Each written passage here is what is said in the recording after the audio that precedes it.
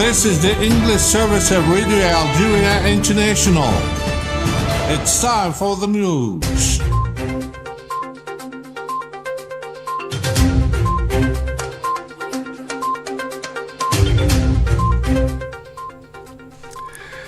Entrusted by the President of the Republic, Mr. Abdelmajid Tebboune, Diplomacy Chief Ahmed Attaf is in Cairo to take part in the ministerial meeting of the tripartite mechanism of neighboring countries regarding this crisis in Libya. On behalf of the A3 group or A3 Plus group, Algeria's permanent representative to the UN, Ammar bin Jama, has reiterated the African Union's call for the lifting of the arms embargo imposed on South Sudan. And the United Nations Security Council has formally adopted its annual report defining the terms for resolving the Western Sahara issue and guaranteeing the right to self-determination. And as the UN warned that the humanitarian crisis in the Gaza Strip has reached its most critical point, the Israeli army pursued its bombardments of the killing of and wounding scores of Palestinians.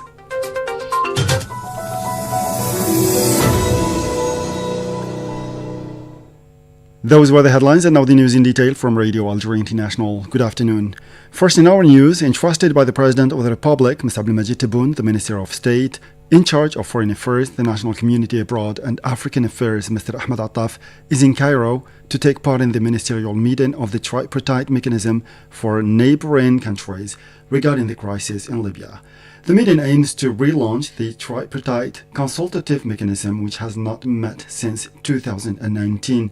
It will also be an opportunity to exchange views on the means and prospects for unifying the efforts of Libya's three neighboring countries with a view to helping end the division between Libyan brothers and achieving definitive settlement of the Libyan crisis while respecting the sovereignty of the brotherly state of Libya, preserving the unity of its people and its territorial integrity, and promoting peace, security and stability in the entire region. The UN Security Council has extended for 1 year the arms embargo and individual sanctions imposed on South Sudan since 2018, where recent acts of violence have revived the specter of a new civil war. The UN Security Council also expressed concern about the continued escalation of violence, stressing the need for the parties to avoid a new all-out conflict. Despite opposition from Juba and the reluctance of several member states, the resolution was passed by 9 votes in favor, representing the minimum required, while 6 countries abstained. On behalf of the A3 Plus group made up of Algeria, Sierra Leone and Somalia, Algeria's permanent representative to the UN, Ammar bin Jama, reiterated the African Union's call for the lifting of the arms embargo imposed on South Sudan, explaining that sanctions must not only be effective but also appropriate and proportionate to the situation and support the peace-building efforts of member states. The Algerian ambassador to the UN, Ammar bin Jama, explained why the A3 Plus group has abstained. In alignment with the African Union's principled position, Sierra Leone, Somalia, and Algeria abstain on the vote concerning this resolution. The African Union has consistently encouraged this Council to ensure that sanctions are not only effective but also context-sensitive, proportionate, and supportive of peace consolidation efforts by member states. And the UN Security Council also expressed its readiness to review the embargo at a later date, including the possibility of gradually lifting it based on the progress made. And in Sudan, 6 people were killed in a bombing attack blamed on the Rapid Support Forces or paramilitary forces RSF in central Sudan, which is also facing a cholera epidemic that has killed dozens of people in recent days. Mariam Bershi has more details. The militia launched a drone strike on the social insurance hospital in the city of El Obeid, killing 6 people and wounding 12 others. At war with the army since April 2023, the Rapid Support paramilitary forces have also carried out attacks in populated neighborhoods with heavy artillery, including targeting a second hospital. The UN World Food Programme said that its center in the city had been damaged by the repeated bombardments by the RSF. The war has killed tens of thousands, displaced 13 million people and triggered what the UN has described as the worst ongoing humanitarian crisis in the world. According to the UN Children's Agency UNICEF, more than 1 million children are at risk of contracting cholera in Khartoum state. This state alone has recorded more than 7,000 and 700 cases since the beginning of the year, including 1,000 children under 5 and 185 deaths. But the UN Office for the Coordination of Humanitarian Affairs, OCHA, fears a high actual death toll. The spread of the disease is likely to worsen with the rainy season,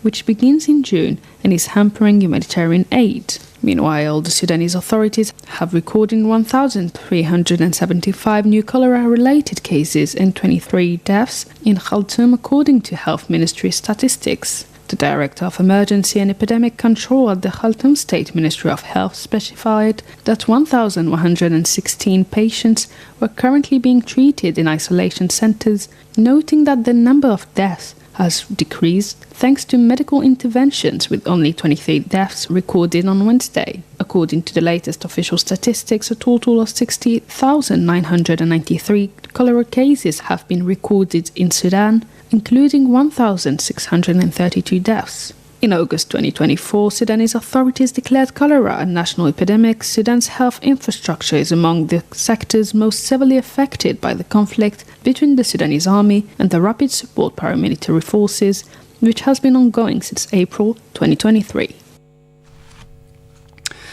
And the United Nations Security Council has formally adopted its annual report defining the terms for resolving the Western Sahara issue and guaranteeing the right to self-determination. Mariam Barshi has more again.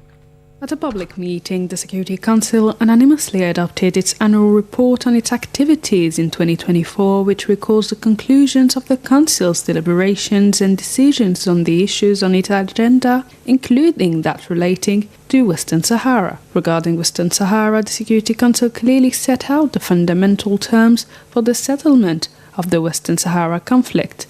The report recalls that the Council continued to hold biannual consultations on the situation in Western Sahara, during which it heard briefings from the Special Representative of the Secretary-General for Western Sahara and head of the United Nations Mission for the Referendum in Western Sahara, MINURSO, Alexander Ivanko, and the personal envoy of the Secretary-General for Western Sahara, Staffan de Mistura. The report said that the members of the Council reaffirmed the objective of a just, lasting and mutually acceptable political solution for Morocco and the Popular Front for the Liberation of Sakia Hamra and the Rio de Oro, which will create the conditions for the self-determination of the people of Western Sahara. For the Security Council, the only solution to the settlement of the issue has to go through a lasting and mutually acceptable political solution for Morocco and the Polisario Front, which guarantees the self-determination of the people of Western Sahara. And the second international conference of journalists and media professionals in solidarity with the Sahrawi cause has wound up with the announcement of a new Latin American network of journalists and media in solidarity with the Sahrawi cause.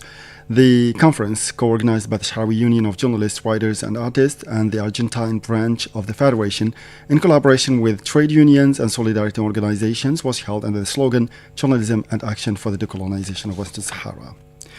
And as the UN warned that the humanitarian crisis in Gaza or in the Gaza Strip has reached its most critical point, Israeli army pursued its bombardments of the killing and wounding of scores of Palestinians. According to the news agency Wafa, 7 people, all members of the same family, were killed in the Israeli airstrikes that mainly targeted the central area of Nusayrat and Khan Yunis in the southern part of the enclave. This brought to 60 the number of people killed for the past 24 hours, whereas over 280 others were wounded in the Israeli attack. This came as the UN Secretary General spokesman Stefan Dujarric denounced the deterioration of the living conditions resulting from the relentless war and the humanitarian disaster.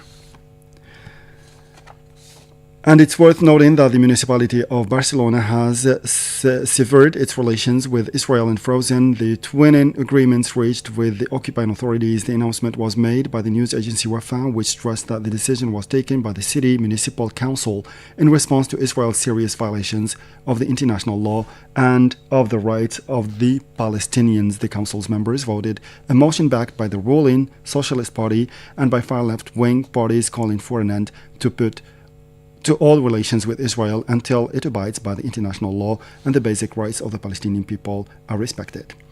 And finally, Ukraine's President Volodymyr Zelensky has questioned Russia's commitment to progress in peace talks after Moscow confirmed it was sending a team to talks in Istanbul on Monday. Russia is yet to send its negotiation proposals to Ukraine, a key demand by Kiev. Kremlin spokesman Dmitry Peskov said Moscow's conditions for a ceasefire would be discussed in Turkey. But Volodymyr Zelensky accused Moscow of doing everything it can to ensure the next possible meetings are fruitless. With this, we come to the end of this news bulletin. Time now for our weekly program, starting with my colleague Miriam Bershi with Echoes of Time, followed by another program by my colleague Asia Bakar on culture in Algeria. As for me, I'll meet you again tomorrow for a fresh edition of our news bulletin. Thank you.